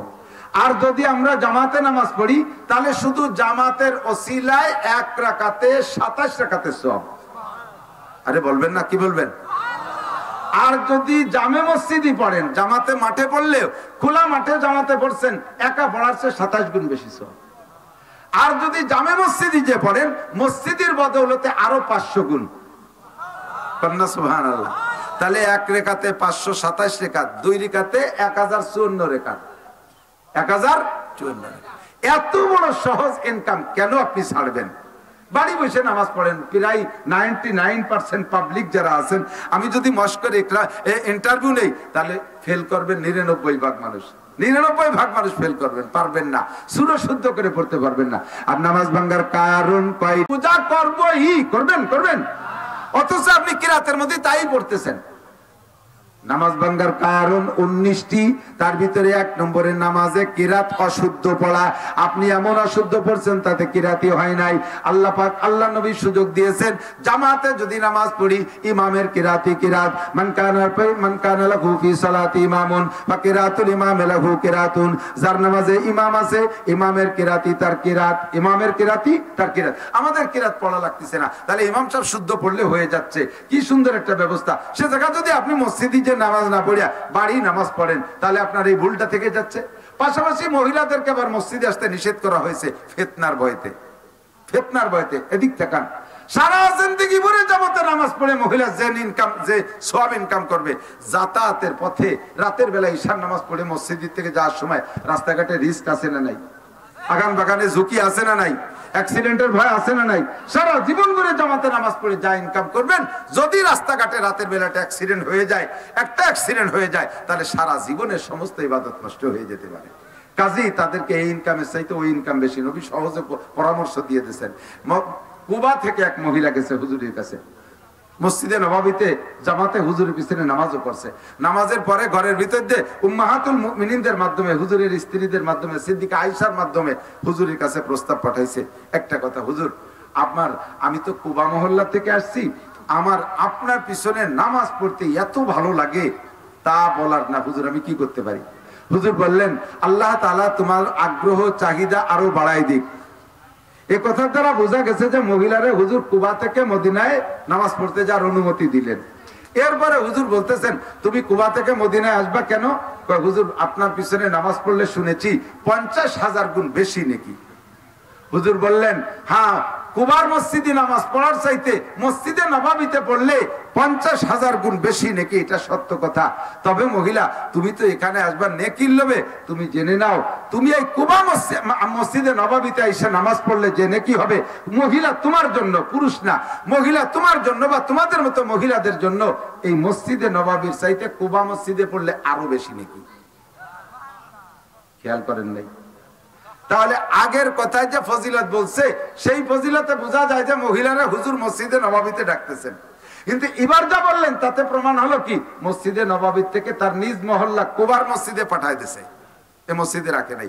বেশি নেকির জন্য তো বলবে। এরপরে হুজুর বললেন কি, যে যদি তুমি মসজিদে কুবায় পড়ো, তার চাইতে তোমার বাড়ির ভিতরে যে কোনো ঘরের মধ্যে পড়লে আরো বেশি নেকি। এবার কি মসজিদে আছে না বাড়ি পাঠায় দিয়েছে? এবার বললেন, বাড়ির যে কোনো ঘরের পড়ার চাইতে তোমার নিজ বাসস্থান, বসবাসের যে ঘরটা, ওইটাই পড়লে আরো বেশি নাকি। এবার আরো ক্লোজ করে ফেলাইছে, তোমার বসবাস ঘরের যে কোনো জায়গায় পড়ার চাইতে একটা নির্জন খাস কক্ষের ভিতরে পড়লে আরো বেশি নাকি। তাহলে এবার এই আরোরে হিসাব করেন কোন জায়গা থেকে আসছে। মসজিদে নববীতে পড়ার চাইতে আরো নাকি কুবা মসজিদের চাইতে আরো নাকি বাড়ির যে কোনো ঘরে, বাড়ির যে কোনো ঘরের চাইতে আরো নাকি নিজের ঘরের যে কোনো জায়গা পড়ার চাইতে আরো বেশি নাকি খাস কামরার ভিতরে পড়লে। তাহলে কোন জায়গাতে হিসাব করেন, মসজিদে নববীতে পড়ার চাইতে 5 গুণ বেশি সওয়াব হবে মহিলা তার খাস কামরার ভিতরে পড়লে। এক শ্রেণীর মৌলবীরা আমাদের মতোই, আর কি দোষ দেব আপনাদেরকে, আমরা ফুসলাই বসলাই মহিলাদেরকে মসজিদে নেওয়ার চেষ্টা করি, ময়দানে নেওয়ার চেষ্টা করি, এগুলো ভালো না। করনা ফি বুয়ুতিকুন্না ওয়ালা তাবাররাজনা তাবাররুজাল জাহিলিয়াতিল উলা। এই যে রাতের বেলা মহিলারা বয়ান শুনতে আসছে, এভাবে রাতের বেলা আসাও রিস্ক। বয়ান শুনতে আসছে এক শ্রেণী মহিলা বাজারের ভিতর দিয়ে চানাচুর বাদাম কিনে খেয়ে বেড়াচ্ছে, শত শত পুরুষের সাথে ধাক্কা গুতো খাচ্ছে। হয়তো শেষে যাইয়া মাদ্দারে বসে, বুনির দ্বারে, আপার দ্বারে, বাবির দাদির কাছে বসে একটু বয়ান শুনবে। ওই জায়গা বয়ানও শুনবে না, চানাচুর বাদাম কিনে তাই কাটুর কুটুরতি দাঁড়ে দেয়। এদের এই রাতের বেলা বয়ান শুনতে আসা রিস্ক। যদি 100 বছর বয়ান শুনে যা ইনকাম করবে, একটা মেয়েলি দুর্ঘটনা ঘটলে তা সম্পূর্ণ শেষ হয়ে যাবে। কোন পুরুষে এ জায়গা আবার পীড়িত করতে যায়, যুবকরা যাইয়া চানাচুর বাদাম কিনে দিয়ে বসাই দিয়েছে, সুন্দর একটা চানাচুর খাল লাইন করে দিয়েছে। কতক্ষণ না কেন এগুলো মহিলাদের রাতের বেলায় মাহফিল শুনতে আসার পক্ষ না আমি। হ্যাঁ, বাড়ির মধ্যে দিয়ে পুরুষের মাধ্যমে আশেপাশের কোনো বাড়ি যদি নির্জন ঘরের ভিতরে আত্মীয় স্বজনদের মধ্যে বসাই দিয়েছে, সেখানে বসে বয়ান শুনতে পারবে। কিন্তু এক জায়গাটা ফিল করে দেবে বয়ানের শেষে, এরপরে যাতায়াত করবে পুরুষের সাথে ধাক্কা গুতো। আগে একদিন এক মাহফিলের থেকে এরকম আমারে নিয়ে যাচ্ছে, সে কয় মহিলা আইছে দূর দূর করে আইছে, আমারে যে নিয়ে যাচ্ছে তাদের গাড়ির উপরে এসে হুমড়িকে পড়ছে। সেই ঠেলায় আমিও গড়িয়ে গেছি। দলে দলে মহিলার সাথে 4 পয়সারও নেকি থাকবে না। 4 পয়সা হাসে কেন? বাস্তব কথা। 4 পয়সারও নেকি থাকবে, একটা নেকিও আপনার থাকবে না, সব শেষ করে বাড়ি যাবে। কথা বল না কেন? যা কামাই করবেন তার চেয়ে যদি বেশি খরচ হয়ে যায় তাহলে কেমন হবে? আল্লাহ হেফাজত করুক, জোরে বলেন আমিন। আল্লাহ অল্প ইবাদতে বেশি নেকি। তাহলে নামাজ পড়বো ঘরে না জামাতে? জোরে বলেন, ঘরে না জামাতে? 1 ওয়াক্ত নামাজ যদি জামাতে পড়েন তাহলে 527 ওয়াক্ত নামাজের সওয়াব, 527 ওয়াক্ত। তবে মহিলারা যদি ঘরে পড়ে, পুরুষরা মসজিদে যে নামাজ পড়লে যে নেকি, মহিলারা ঘরে পড়লে তার চেয়ে বেশি নেকি। পাশাপাশি মহিলাদের আরেকটা ইনকাম সোর্স আছে। বাড়ির পুরুষ যারা ওযু বানাবে, নামাজ পড়বে, তাদেরকে যদি নামাজের ব্যাপারে একটু সহযোগিতা করে, উৎসাহিত করে। পুরুষরা কাজের ব্যস্ততা আছে, মহিলারা সহজ। এখন কাজ বাদ দেন, আগে নামাজ পড়ে আসেন। শেষ রাত্রি, শীতকাল, গরম পানি ঠান্ডা পানির ভয়তে নামাজ পড়তে চায় না এক শ্রেণীর মানুষ আছে। মহিলা শেষ রাত্রি উঠে একটু গরম পানি করে যদি ওযু বানায়, বানানোর সহযোগিতা করে, ওই বাড়ির 5 জন পুরুষ গরম পানি দিয়ে ওযু বানায় নামাজ পড়ে যে নেকি পাবে, মহিলা পানি গরম করে দেওয়ার কারণে অতিরিক্ত ওই পরিমাণ নেকি বেশি পেয়ে যাবে। অল্প সময়ের ভিতরে বেশি কামার একটা ব্যবস্থা আল্লাহ পাক সহজ ব্যবস্থা করে দিয়েছে। আপনি যদি ইবাদত করার ইচ্ছা করি, তাহলে আল্লাহ পাক চতুর্দিক দিয়ে সহযোগিতা করেন। আমার দিক তাকান, ঈশার নামাজের পরে, ঈশার ফরজ আর সুন্নতের পরে 2 রাকাত নামাজ পড়বেন তাহাজ্জুদের নিয়তে। কয় রাকাত? 2 রাকাত নামাজ পড়বেন তাহাজ্জুদের নিয়তে। ঈশার ফরজ আর সুন্নতের পরে, বেতেরের আগে তাহাজ্জুদের নিয়তে 2 রাকাত নামাজ পড়বেন। অনেক আছে এটার নাম হালকি নফল, বসে পড়তে হয় না। বসে যে নামাজই বসে পড়বেন। ফরজ নামাজ তো সুস্থ অবস্থায় বসে পড়লে হবেই না। ফরজ নামাজ দাঁড়ায় পড়া ফরজ সুস্থ মানুষের জন্য, ফরজ নামাজ বসে পড়লে নামাজ হবেই না। মহিলা দিন বইরে সংসারের হাজারো কাজ করে বেড়াচ্ছে, নামাজের সময় আসলে বসে পড়ে। বহুত মহিলাদের স্বভাব, মহিলারা বসে নামাজ পড়ার গুরু। কিন্তু সুন্নত নামাজ, নফল নামাজ বসে পড়লে হবে, তবে অর্ধেক নেকি। আর ফরজ নামাজ সুস্থ অবস্থায় বসে পড়লে হবেই না। ফরজ নামাজ দাঁড়ায় পড়া ফরজ, ফরজ নামাজ দাঁড়ায় পড়া ফরজ। আল্লাহ তো আপনি ঈশার ফরজ আর সুন্নতের পরে 2 রাকাত নামাজ যদি আপনি পড়েন তাহাজ্জুদের নিয়তে, এরপরে বেতের পড়ে শুয়ে থাকবেন, এইভাবে আপনি জীবন ভরে যদি তাহাজ্জুদ পড়েন, আপনাকে আল্লাহ তাআলা এই তাহাজ্জুদকে তাহাজ্জুদ হিসেবে গ্রহণ করবেন। কিয়ামতের ময়দানে তাহাজ্জুদ পড়নেওয়ালাকে আল্লাহ তাআলা আরশে আজিমের নিচে ছায়া দিয়ে দেবেন। একটা সহজ ইনকামের ব্যবস্থা। আমল করা যাবে না ইনশাআল্লাহ? একটু চেষ্টা করা যাবে না ইনশাআল্লাহ? চেষ্টা করবেন। ফজরের নামাজের পরে 2 রাকাত নামাজ ইশরাক, 2 রাকাত নামাজ ইশরাকের পড়বেন। 2 রাকাত নামাজ ইশরাকের নামাজ পড়লে একটা হজ আর একটা উমরার সওয়াব আল্লাহ তাআলা আপনাকে দান করবেন। ছোট্ট ছোট্ট আমলের মধ্যে বিশাল বিশাল নেকি কামাই করা যায়, ছোট ছোট আমলের ভিতরে। আর সর্বক্ষণ সত্য কথা বলার চেষ্টা করব, সত্য হালাল খাওয়ার চেষ্টা করব, আর যথাসাধ্য আমরা মাদ্রাসার পাশে থাকার চেষ্টা করব। এই কথাগুলো আমলে আনার জন্য ইনশাআল্লাহ আমরা একটু দাওয়াত ও তাবলীগের মেহনতে সময় লাগাবো। রাজি আছি না ইনশাআল্লাহ? তাবলীগে যে সময় লাগাইলে এই কথাগুলো আমলে আনতে সহজ হয়। আল্লাহ তাআলা আমাদের সবাইকে তৌফিক দান করে, বলেন আমিন। মাদ্রাসার আয় ব্যয় ভালোই দেখেছি আলহামদুলিল্লাহ, সামনে উত্তরোত্তর আরো ভালো হবে। উস্তাদদের বেতন করিও মোটামুটি ভালোই পরিশোধ আছে। আমার মাদ্রাসায় প্রায় 20 লক্ষ টাকার মতো শুধু অন্য উস্তাদদের বেতন বাকি। আর আমার চাকরি হয়েছে মাদ্রাসায় যেদিন থেকে, সেদিন থেকে নিয়ে এখনো পর্যন্ত 1 টাকাও বেতন নিতে পারি নেই। তাতে আমার সুলতানশী মাদ্রাসায় আমার চাকরি নির্ধারণ রয়েছে যে বছর, সেই বছরেতে এ পর্যন্ত 13 লক্ষ টাকা আপাতত বাহি হয়েছে। তো 13 টাকা আমার নেওয়ার কোনো কায়দা নাই। প্রত্যেক বছর 5-7 লাখ টাকা দেওয়া লাগে। আপনাদের উস্তাদদের যথেষ্ট আগানো আছে, মাত্র 60-65 হাজার টাকা বেতন বাকি আছে। আমরা একটু সহযোগিতা করব। প্রত্যেকে বিসমিল্লাহ কইয়া, আজকের মাহফিলে ফিল্ডে যারা বসা আছেন প্রত্যেকে বিসমিল্লাহ কইয়া কিছু আল্লাহ রাস্তায় দেওয়ার চেষ্টা করবেন। ছাত্ররা ভিতরে যাবে ইনশাআল্লাহ, সবাই দেবেন, সে কেউ খালি খালি এতে ফিরবেন না। আর মাত্র কয় মাস আছে নির্বাচনের কারণে, এখন থেকে মাহফিল মনে হয় 3-4 দিন বন্ধ হয়ে যেতে পারে নির্বাচনের কারণে। কাজেই আমাদের আর সামনে মাহফিলের দরজা কখন খোলে না খোলে, একটু বিসমিল্লাহকে প্রত্যেকে হাত দেন। আপনারা দেবেন না দেবে কিনা? আপনারা দেবেন না দেবে কিনা? ইনশাআল্লাহ সবাই দেবেন। আমরা দুরূদ শরীফ পড়িয়া দিতে থাকি। আল্লাহুম্মা সাল্লি আলা মুহাম্মাদিন ওয়া আলা আলি সাইয়্যিদিনা মুহাম্মাদ।